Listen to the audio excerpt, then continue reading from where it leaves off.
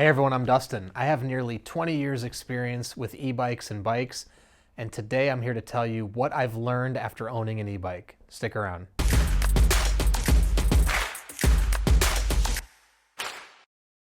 All right, so today I'm going to share with you what I've learned after owning an e-bike for, well, now about 4 years. But before I do, hit the subscribe button below. Stay in touch with us here at 630. Be the first to know about all the new content, new products, and of course, giveaways we're doing here for bikes, e-bikes, and accessories. So hit subscribe. All right, so I've owned an e-bike now for about 4 years, and I want to share with everyone what I've learned and what my experience is. So when I set out to get an e-bike, I actually didn't really have any, like use cases in mind for it. I just thought, wow, these are really cool. I want to get an e-bike. So the one thing I've learned is how I use my e-bike and how I thought I'd use my e-bike are actually two totally different things. Well, I guess in some sense, I didn't really know how I'd use my e-bike. I thought I would just ride it around town.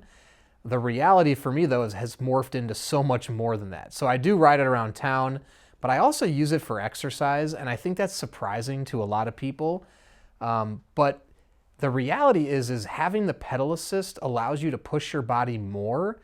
It also allows you can ride the bike like a regular bike, and then having the assistance and the motor available allows you to go farther, and then when you need to come home, you can use the motor. So it actually gives you some confidence knowing you can get back home if you so choose. The other thing I use it for now, though, is I use it to transport my kids a lot. I've hooked up a child trailer to it. I take them to school. I pick them up. And honestly, it doesn't seem like much, but that saves me about 3 miles a day of driving a car, which can equate to, a couple thousand, like $1,000 or $2,000 a year, honestly, in gas savings just from saving those 3 miles a day. And that's just for the pickups and drop-offs for my children. The other thing is we go to the parks. We do things like that. For me, I also can ride to the beach, which is about 7 miles from my house. I really wouldn't want to do that on a regular bike. So I've just found that I can use it for so much more, and the assistance gives me not only the confidence, but the ability to take on hills and things like that I wouldn't have with a regular bike. So I guess in my mind, I just thought, I'd ride around a little bit. I really didn't think I would use it for school pickups and drop-offs. I didn't think I would go to the beach because it was 7 miles away, but I've been doing all of it. So you may be surprised after you own an e-bike that you're going to use it in lots of different ways than you ever thought expected. So don't limit yourself is what I want to say. It's try to push yourself to use that e-bike in as many ways as possible. It honestly can become a form of transportation and save you money. And also, you can take people with you, pick up groceries, do things like that. All right. So in addition to that, things I now know after owning my e-bike, they're pretty simple all in all.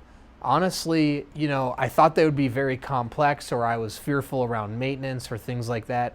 Most e-bikes just come and everything's integrated. It's kind of, in a sense, obviously a bicycle has moving parts like chains and cranks and wheels and things like that, but it's more or less just like owning a TV.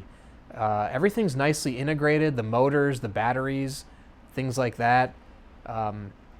So it's not that much different than owning a regular bicycle, other than the fact that you have the electrical pedal assist and some have throttles.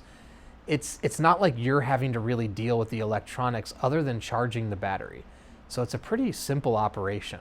Now that's another thing I learned is charging the battery does take some time.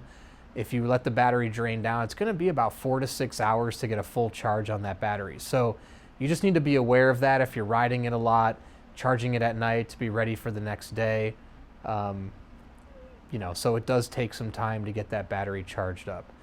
The other thing is I've been riding my e-bike without the electric, and one thing I've kind of learned is it's not that much different than my regular bike if I ride the electric without the pedal assist. Now it's a little bit heavier, don't get me wrong, but I've been excited about the fact that I can use it as a regular bike, ride around town. If I so choose to just get more exercise by not engaging it, that's totally possible. I guess when I first got an e-bike, I wasn't really quite sure on how that all worked in terms of, can you do it as a regular bike? Can you not? How does the motor work? Things like that. The other thing I've learned is there are local laws and regarding e-bikes. There are a lot of places nowadays. One of the unfortunate things is that you can't ride e-bikes. So you do have to pay attention to your local city or state where you can and can't ride. Also, speed limits is something that's been popping up for bikes on different paths in different areas,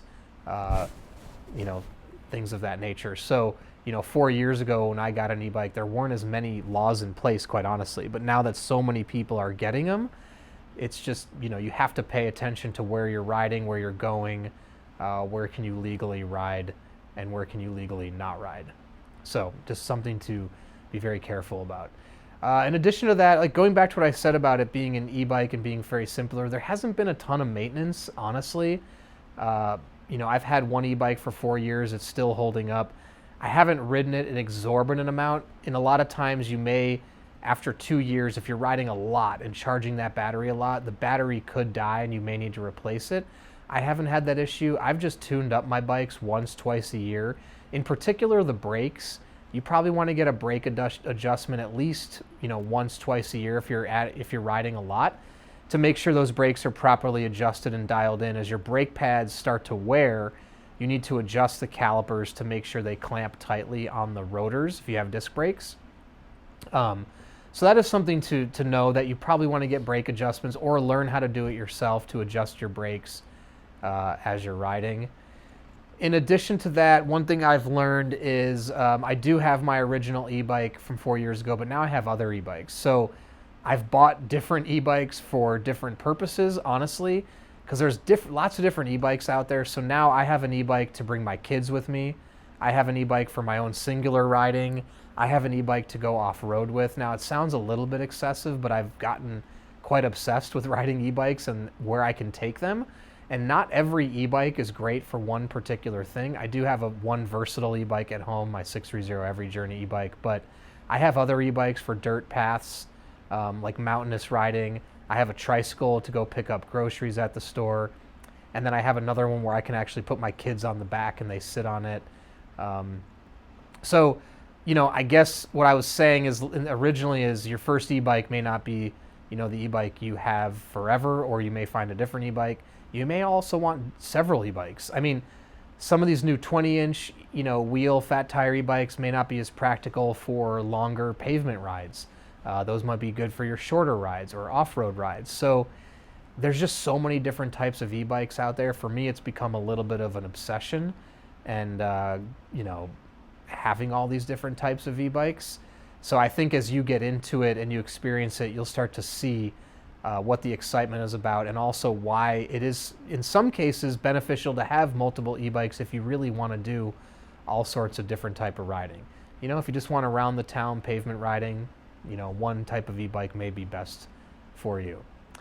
Other than that, after owning an e-bike, I just have to say they are hugely, hugely beneficial. I think the value, even, from $1,000 to $2,000, $3,000 and up, there's huge value in e-bikes. And I think the one thing is, a lot of people see the price tag and they might be scared away from it. I have gotten the value back on my e-bike so many times over now by replacing my car rides with my e-bike ride, by taking my kids places. And by the way, by just getting outside, getting my body moving, those few $1,000s have been more than worth it.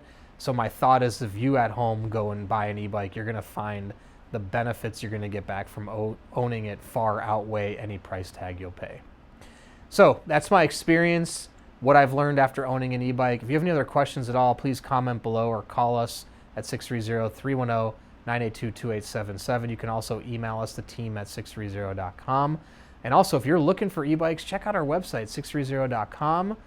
And take our proprietary body fit quiz on our website. Answer a few questions about your body and your life. In under 2 minutes, we'll recommend the perfect e-bike for you. And we also have a 30-day test ride your e-bike policy. If you don't love your e-bike within 30 days, send it back.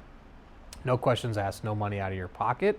And lastly, download our app and join our Facebook peddlers group before you purchase.